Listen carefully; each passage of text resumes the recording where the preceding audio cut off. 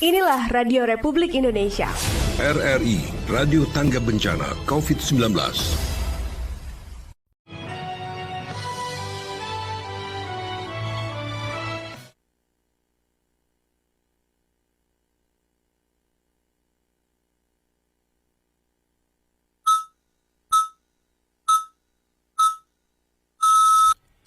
Tepat pukul 6 waktu Indonesia Barat.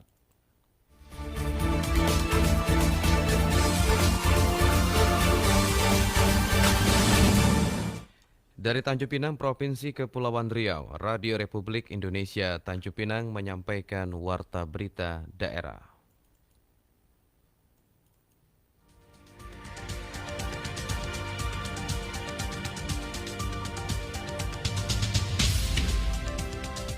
Bantuan dari pemerintah daerah kepada masyarakat diminta untuk dievaluasi.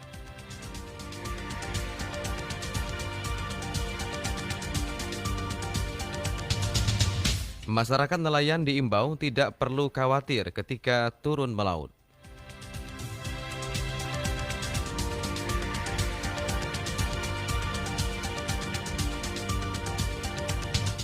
Inilah warta berita daerah selengkapnya hari ini Senin 20 Juli 2020 bersama saya Ardian Huta Barat. Bantuan yang diberikan oleh pemerintah daerah kepada masyarakat harus dievaluasi. Pemerintah daerah harus mengevaluasi bantuan-bantuan yang telah diberikan kepada masyarakat apakah sudah tepat sasaran atau tidak. Hal ini mengingat kondisi perekonomian masyarakat di Kepri hingga saat ini belum stabil dan berkembang. Anggota DPRD Provinsi Kepulauan Riau Rudi Chua mengatakan bahwa bantuan yang selama ini telah diberikan hendaklah ditindaklanjuti lebih jauh bagaimana manfaatnya kepada para penerima bantuan, apakah sudah sesuai yang dibutuhkan ataupun tidak. Sementara dari segi anggaran tentunya sangat memberatkan mengingat sejumlah keuangan daerah tidak kuat untuk mengakomodir bantuan demi bantuan. Untuk itu politisi Partai Hanura ini menyarankan agar bantuan yang diberikan dapat digeser dan disesuaikan dengan kebutuhan masyarakat. Permasalahan bantuan pemerintah dengan keterbatasan anggaran ini di satu sisi kita memang anggarannya terbatas, tapi di lain sisi kita juga melihat bahwa ada bantuan-bantuan yang diberikan tapi tidak tepat sasaran. Nah ini yang mungkin perlu dilakukan semacam pergeseran. Kita ambil contoh saja, kan pusat kan untuk bantuan BLT-nya ini sampai hari ini juga masih dikucurkan. Tapi ada keterlambatan yang diberikan yang mengakibatkan masyarakat selalu bertanya-tanya kapan bantuan itu cair dan siapa saja yang berhak mendapatkan bantuan itu. Minimal untuk lapis yang paling rentan adalah masyarakat yang betul-betul pendapatannya tergerus ataupun mungkin mereka sudah tidak mampu bertahan hidup. Ini yang perlu menjadi perhatian. Ada yang masih bisa bertahan hidup dengan terpaksa mungkin makanannya dikurangi, tapi ada yang betul-betul dalam kondisi yang sudah tidak mampu untuk melakukan survive atau bertahan hidup lagi karena memang pendapatannya terputus. Ini yang perlu menjadi perhatian. Dan gubernur juga itu ya Pak ya? Betul, sebenarnya ini bukan hanya masalah gubernur, tapi masalah semua pemerintahan, termasuk juga bupati, wali kota, dan sebagainya. Akibat wabah virus corona, sejumlah kegiatan dan juga proyek pembangunan daerah terpaksa ditunda dan dipangkas untuk dialihkan dalam penanganan wabah virus corona. Penanganan yang diberikan tersebut terdiri dari bantuan untuk masyarakat yang terdampak virus corona maupun penunjang alat kelengkapan medis dalam penanganan pasien COVID-19. Reporter RRI Erita Fitra Insani melaporkan. Bawaslu Kota Tanjung Pinang mengingatkan agar tidak ada permainan atau manipulasi dalam proses pencocokan dan penelitian data pemilih agar tercipta pilkada yang jujur dan adil. Ketua Bawaslu Kota Tanjung Pinang Muhammad Zaini kepada RRI mengatakan petugas pemutakhiran data dan daftar pemilih atau PPDP yang saat ini sedang melakukan proses coklit berpotensi diintimidasi oleh oknum tertentu untuk melakukan manipulasi data pemilih. Menurutnya, data yang telah dimanipulasi tersebut salah satunya dapat digunakan untuk mendongkrak jumlah suara dalam Pilkada 9 Desember mendatang. M. Zaini mencontohkan jika warga yang sudah meninggal namun masih terdata sebagai pemilih, maka namanya bisa digunakan oleh orang lain untuk memilih calon tertentu karena sudah terdaftar. Begitu juga dengan warga yang sudah pindah domisili. Jumlah suara yang dimanipulasi akan sangat signifikan jika dilakukan di setiap kabupaten kota sekepulauan Riau. Menurut Muhammad Zaini, persoalan ini adalah salah satu dari beberapa masalah yang berpotensi terjadi dalam proses coklit. Data yang ada di dalam daftar pemilih itu benar-benar memang orangnya ada. Jangan sampai orangnya sudah pindah domisili, orangnya sudah meninggal, tapi masih terdaftar. Sehingga orang yang tidak memiliki identitas secara kenyataannya itu tidak ada, itu bisa disalahgunakan pada hari H. Orang sudah meninggal, bisa saja nanti digunakan, iya kan? Kan dia sudah terdaftar. Orang sudah pindah domisili, bahkan sudah berubah KTP-nya ke provinsi lain misalnya. Bisa saja itu nanti masih masuk dalam daftar pemilih pada hari H, berpotensi oknum tertentu yang akan menggunakannya. Ketua Bawaslu Kota Tanjung Pinang Muhammad Zaini juga menjelaskan penentuan daftar pemilih tetap atau DPT sangat penting dalam setiap pilkada. Jika akurasi penentuan DPT bermasalah, maka akan muncul efek domino saat pemilihan atau setelah pencoblosan. Untuk itu, pihaknya bersama Panwascam dan pengawas kelurahan akan bekerja semaksimal mungkin untuk meminimalisir segala macam kecurangan yang berpotensi terjadi pada setiap tahapan maupun pelaksanaan pilkada pada 9 Desember 2020 mendatang. Reporter Aryo Wisnu, RRI Tanjung Pinang. Selama melaksanakan tugas pencocokan dan penelitian atau coklit, petugas pemuktahiran data pemilih diminta tetap memperhatikan protokol kesehatan di masa bencana alam non-alam dan skala nasional. Komisi Pemilihan Umum Kabupaten Bintan meminta petugas pemutahiran data pemilih (PPDP) untuk terus memperhatikan protokol kesehatan di masa pandemi coronavirus disease COVID-19 atau kategori bencana alam non-alam. Karena pendataan pencocokan dan penelitian atau coklit ini, petugas PPDP harus turun langsung ke masyarakat yang dilengkapi dengan alat pelindung diri ADP, diantaranya masker, face shield, sarung tangan karet, dan hand sanitizer. Sehingga kelengkapan alat pelindung diri menjadi senjata utama dalam mencegah penyebaran virus corona. Divisi Perencanaan Data dan Informasi KPU Bintan Haris Daulay mengatakan hal ini dilakukan guna mencegah penyebaran wabah virus corona di tengah-tengah masyarakat, supaya dalam pendataan pemilih ini tidak menjadi klaster baru penyebaran virus corona. Dengan demikian, pelaksanaan pesta demokrasi pemilihan kepala daerah Bupati dan Wakil Bupati Bintan secara serentak pada 9 Desember 2020 tetap berjalan dengan baik dan lancar serta terhindar dari wabah virus. Berkenaan dengan launching gerakan klik serentak yang dimulai tanggal 15 Juli 2020, kemudian juga teman-teman PPDP kita mulai langsung turun ke lapangan. Misal dalam tahap koordinasi awal dengan pengurus RT RW. Jika masih memungkinkan tidak apa-apa, sebagian bahkan sudah memetakan pemilihnya kan berdasarkan AKWK yang kita turunkan. Nah, silakan turun, patuhi protokol kesehatan, data pemilih sebagaimana yang ada di daerah masing-masing. Menurut Divisi Perencanaan Data dan Informasi KPU Bintan Haris Daulay bahwa kegiatan pencoklitan yang dilakukan petugas PPDP ini sudah berlangsung sejak tanggal 15 Juli 2020. Sementara itu, diberitakan sebelumnya, sebanyak 348 orang PPDP di Bintan menjalani rapid test yang dilaksanakan KPU Bintan secara serentak Selasa kemarin. Reporter Febriansa, RRI Tanjung Pinang. Pelaku berinisial AG, pengedar narkotika jenis sabu-sabu tidak berkutik ketika diringkus Satres Narkoba Polres Tanjung Pinang. Dari tangan pelaku ditemukan sejumlah barang bukti.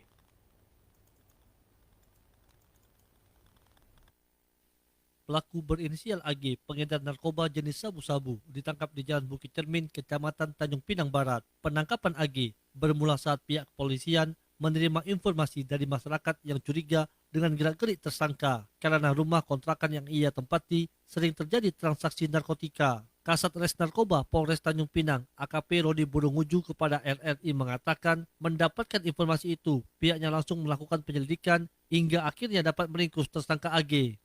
Kami dari Satres Narkoba Polres Tanjung Pinang pada hari Kamis 16 Juli 2020 telah berhasil mengamankan satu orang yang diduga memiliki dan menguasai narkotika golongan 1 jenis sabu-sabu. Di mana pada saat kami memperoleh info dari masyarakat bahwa di sebuah rumah kontrakan yang terletak di Jalan Bukit Cermin, Kota Tanjung Pinang, diduga ada sebuah rumah yang sering digunakan untuk transaksi narkotika, yang mana hal tersebut sudah menjadi keresahan masyarakat sehingga berdasarkan informasi dari masyarakat tersebut, kami dari Satres Narkoba Polres Tanjung Pinang melakukan penyelidikan, kemudian melakukan penangkapan dan berhasil mengamankan satu orang. Untuk identitas pelaku yaitu seorang laki-laki dengan inisial AG yang beralamatkan di Jalan Bukit Cermin, Kota Tanjung Pinang untuk pekerjaan wira swasta.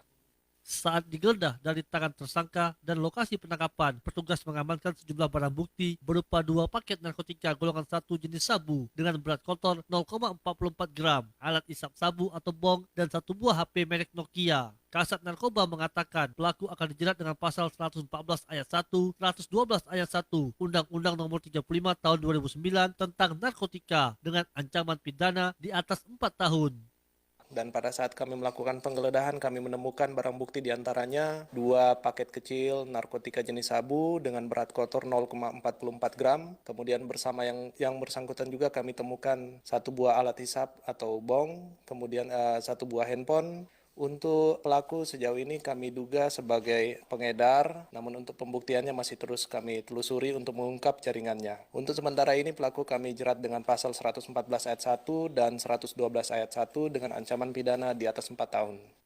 Saat ini pelaku sudah mendekam di tahanan Polres Tanjung Pinang untuk dilakukan penyelidikan lebih lanjut. Kasat Narkoba mengimbau kepada seluruh lapisan masyarakat di Kota Tanjung Pinang untuk bersama bersinergi menghentikan dan melawan penyalahgunaan narkotika. Menurutnya, narkotika merupakan musuh besar bangsa Indonesia dan dapat merusak sendi-sendi dalam kehidupan. Oleh sebab itu, peran serta masyarakat sangat diperlukan dalam memutus mata rantai penyebaran narkotika tersebut. Selain itu juga, Polres Tanjung Pinang akan terus menegakkan hukum dalam melakukan penindakan terhadap pelaku narkotika.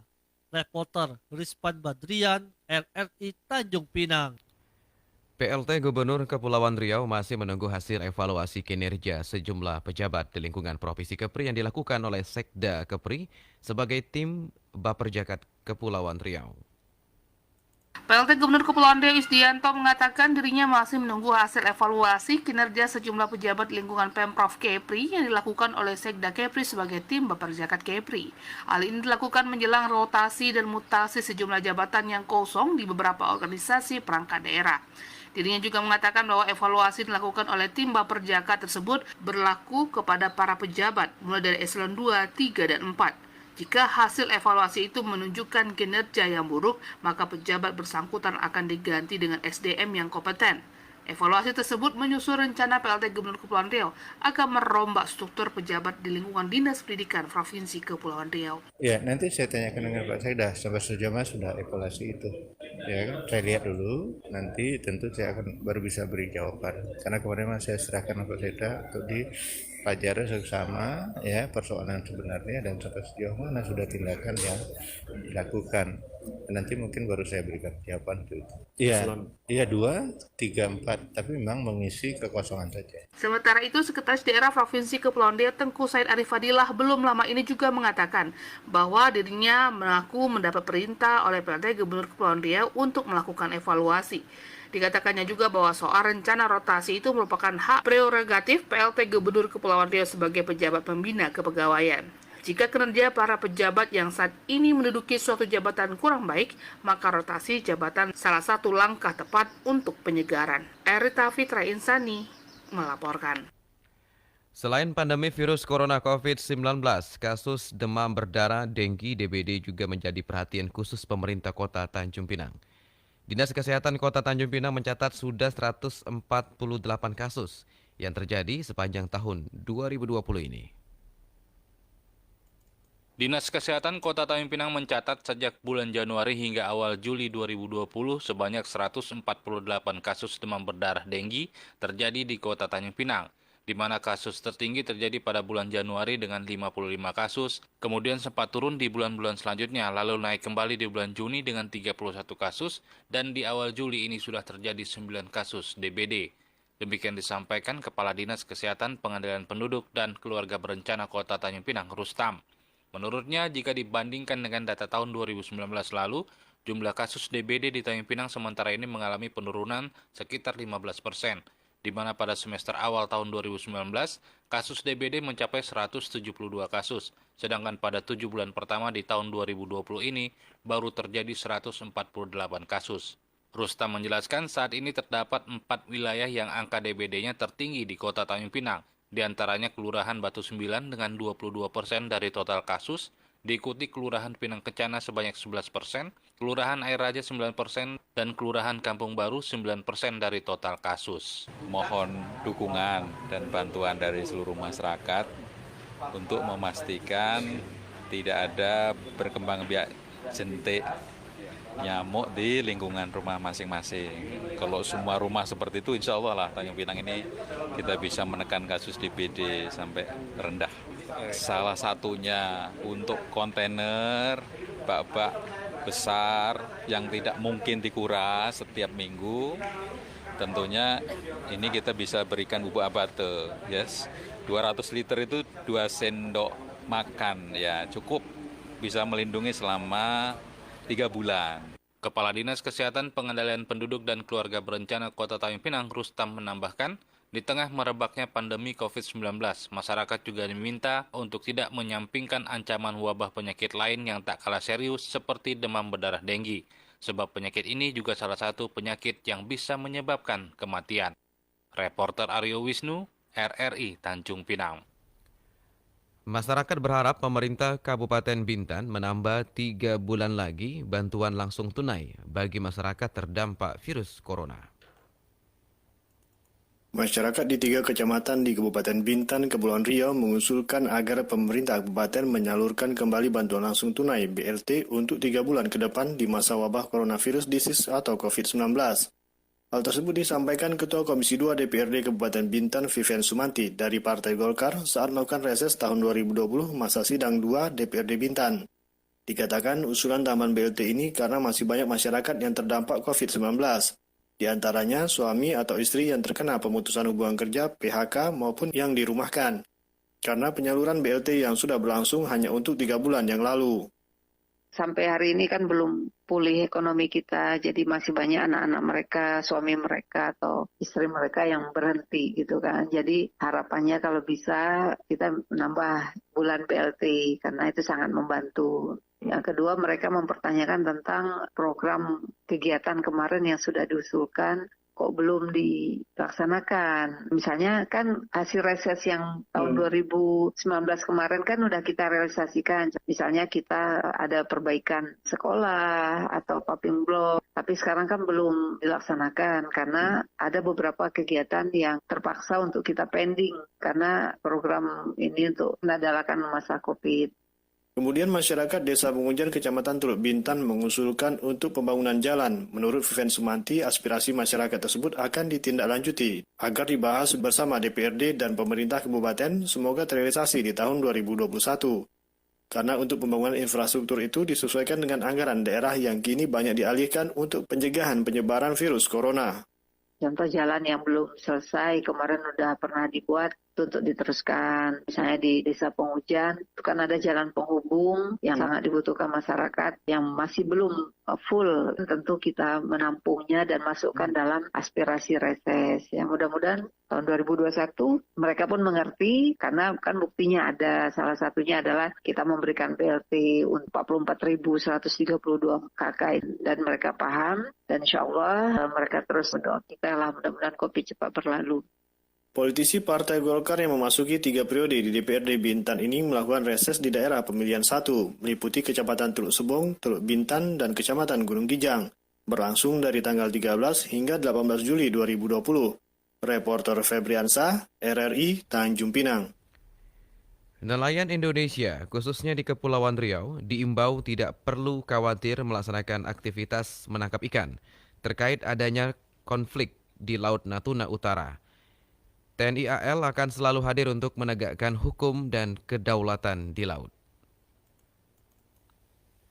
TNI Angkatan Laut kembali berhasil menangkap kapal ikan asing yang melakukan pencurian ikan di perairan Indonesia, tepatnya di perairan Pulau Laut sekitar 20 nautical mile utara Pulau Sekatung, salah satu pulau terluar di Indonesia yang berada di wilayah Kabupaten Natuna, Provinsi Kepulauan Riau.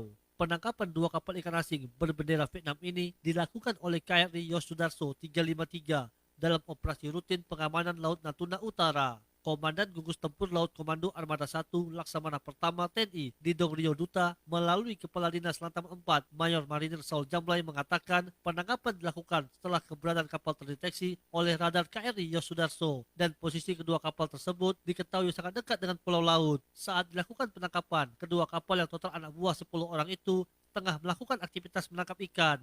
Pada saat dilakukan penangkapan terhadap kedua kapal ikan asing asal Vietnam tersebut, tidak ada perlawanan. Kedua kapal sedang sibuk menarik jaring ikan. Selain itu, kedua kapal sama sekali tidak dilengkapi dengan dokumen yang sah. Dalam proses penangkapan kapal ikan asing tersebut, pihak KRI tetap menerapkan protokol kesehatan COVID-19 dengan melakukan penyemprotan desinfektan dan memeriksa kesehatan para nakoda dan anak buah kapal.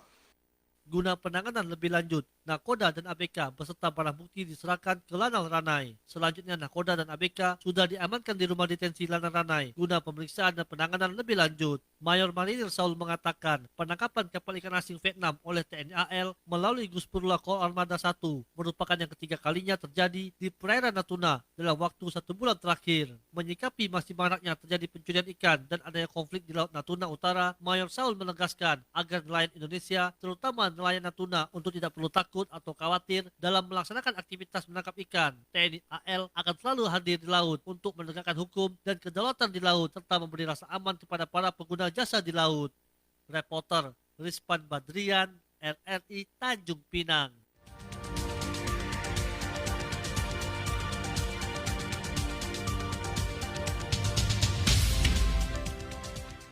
Pendengar, sebelum kami akhiri warta berita daerah pagi ini, kami sampaikan pokok-pokok berita.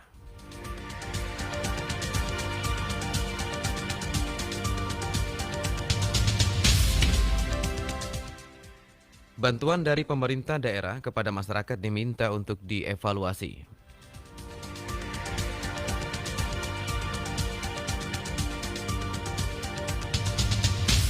Masyarakat nelayan diimbau tidak perlu khawatir ketika turun melaut. Demikian rangkaian informasi yang kami kemas dalam warta berita daerah pagi ini. Mewakili kerabat kerja yang bertugas, saya Ardian Huta Barat mengucapkan terima kasih atas perhatian Anda. Selamat pagi dan sampai jumpa. Inilah Radio Republik Indonesia. RRI, Radio Tangga Bencana COVID-19.